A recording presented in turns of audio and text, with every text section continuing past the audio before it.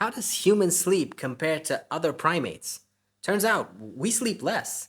People who live in non industrial societies, which is the closest thing we have to the kind of setting we evolved in, average less than 7 hours a night. Chimps, on the other hand, sleep around 9.5 hours. One idea of why this happens is that it's because we don't sleep in trees anymore. Most other primates sleep in trees, where they're relatively safe from predators.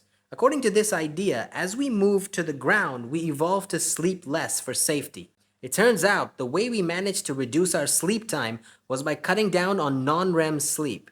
There's this idea called the social sleep hypothesis, which basically talks about how the reason we sleep the way we do is that it helped us to be safer when living in groups. In early human camps, you can imagine how having shorter and more flexible REM-dense sleep allowed some people to sleep while others kept watch. There does seem to be some validity to the idea that sleeping less made us safer, because animals at greater risk of being eaten do tend to sleep less on average. But as with most things, it's not that simple. See, this is based on data from captive animals. It is possible that wild animals have different sleeping patterns. A 2008 study of wild sloths found that they slept around 9.5 hours a day, while captive sloths sleep 16 hours a day.